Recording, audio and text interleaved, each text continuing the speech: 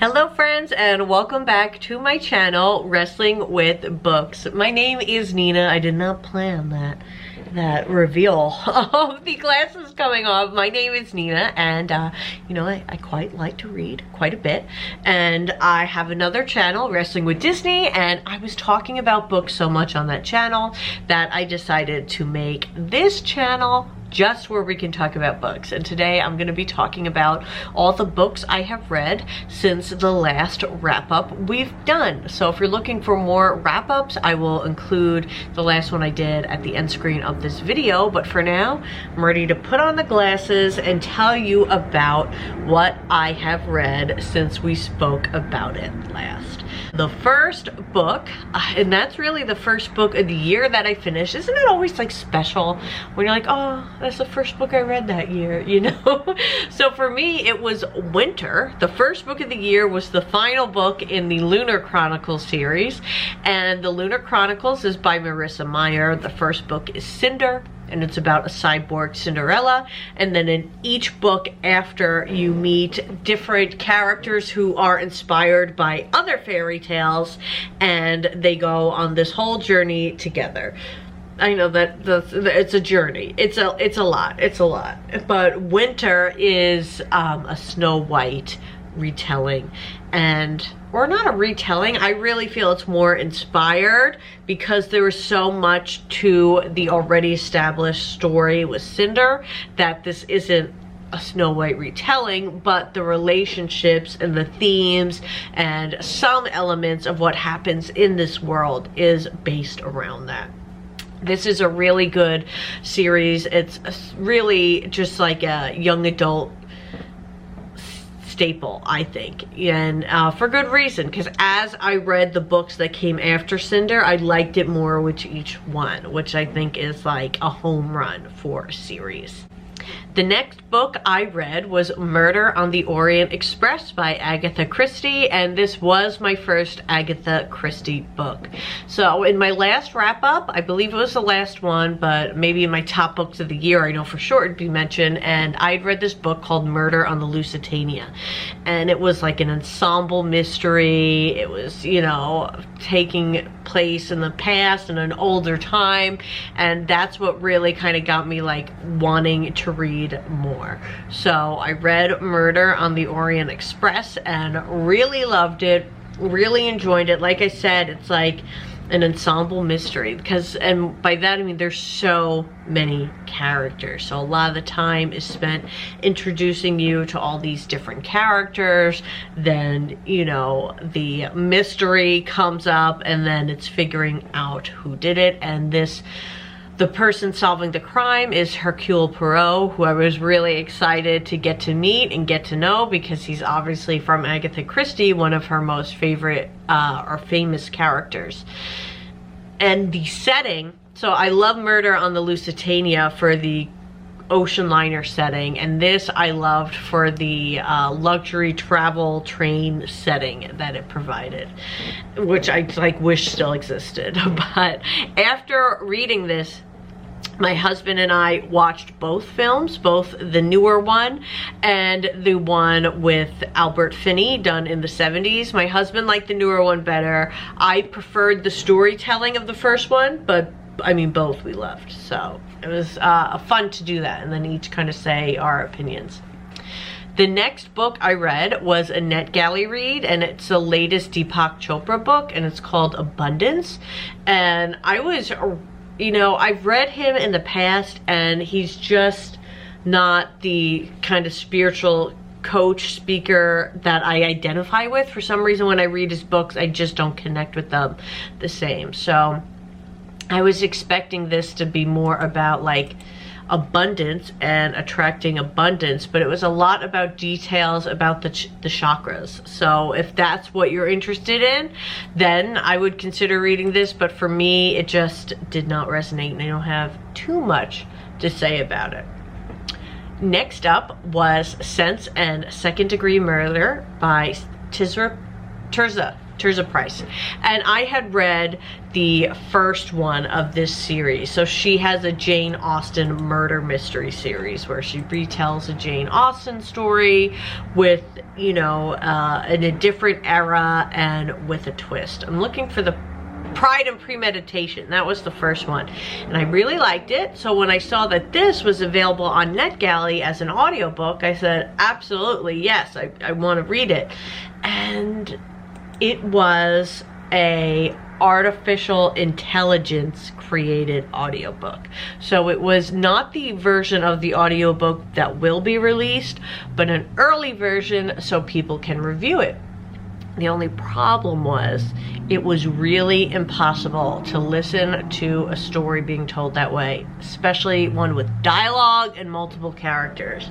So I could tell that the things I loved about the previous book were going to be there with this characters, but this was just an impossible way to take it in. So I, you know, reviewed it based on the content itself as much as I could, but I think I will probably read it when it becomes available in an ebook format, because ebooks are how I like to read. The next book I read was, you know, you see these books, I know at least here in our area, and they must exist in every area. It's like books that are created for where you live. So this one was The Underground Railroad on Long Island, Friends in Freedom by Kathleen Velsor. So I loved hearing the history of this from where I live, and it was a lot about the Quakers and, you know, people who, what I really love about reading about the Underground Railroad is reading about the people who knew in their heart that they knew that they had to do what was right. They knew what was right despite what everybody else was telling them, and they did something about it. And that's why I love reading about the Underground Railroad and wanted to read about it in my surrounding area.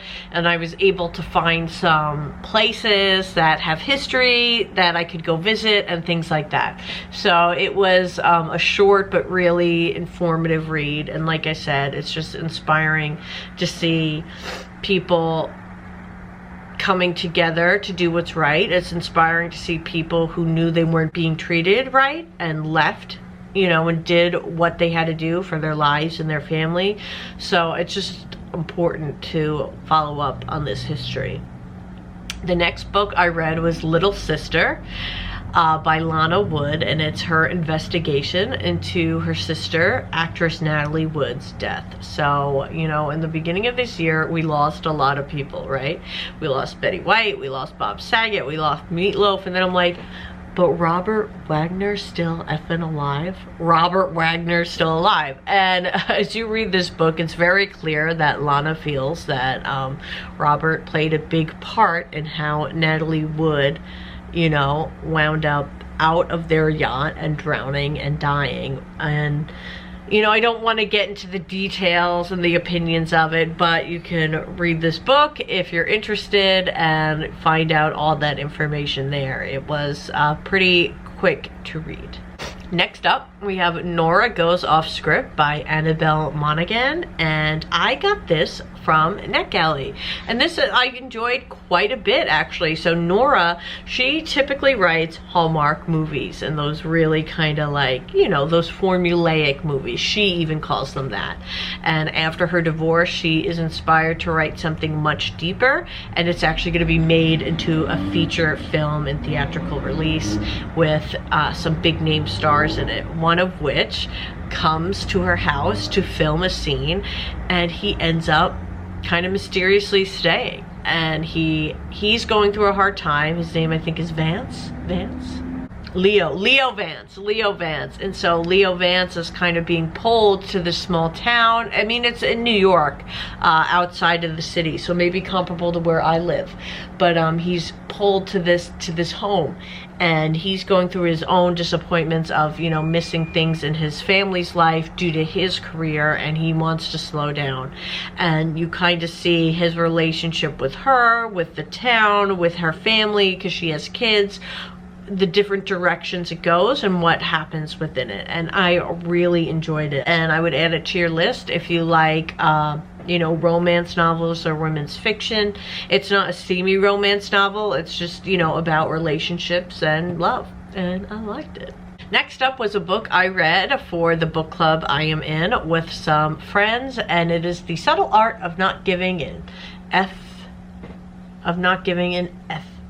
And that's by Mark Manson. I listened to this on audiobook, and you know, kind of, you know, I read the Deepak Chopra book, so you know I like self-help books, and this is just something that's told in a much more like blunt, abrupt way. So if you don't like hearing about the chakras and, you know, things like that, I would try a book like this where it just kind of tells you in a real matter-of-fact way, like what you need to do with your life, you know, or that things aren't that bad, or there's, you know, light on the other side.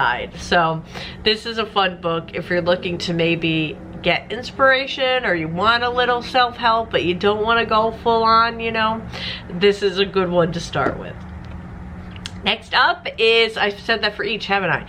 Next up, this was my favorite book of the year so far. I know we're only a month in, but I think this one is going to stay as one of my top books of the year. So I loved The Other Merlin by Robin Schneider, and this is a Camelot retelling, but it is gender bending. So the Merlin, the wizard Merlin is a girl, and what happens is her father was the wizard of, you know, the castle with King Arthur's dad. Well, so he's Arthur, he's not King Arthur.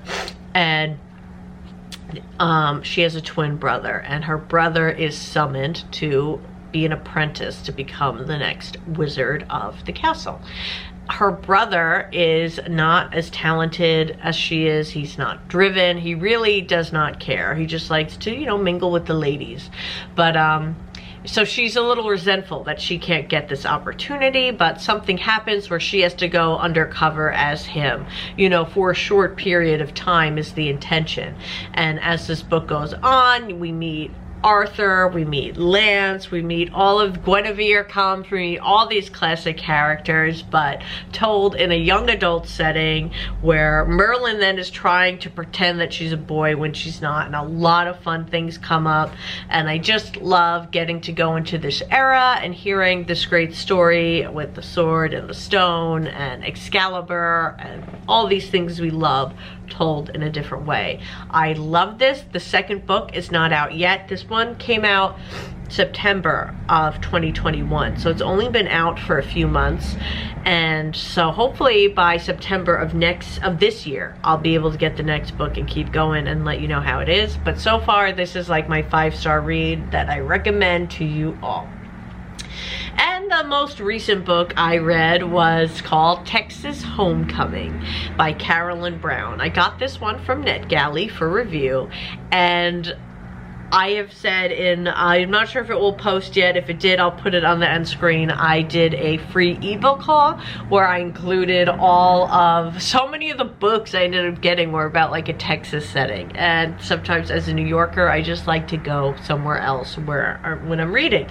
So this book is about Stevie and, is it Cody? Yeah, Cody.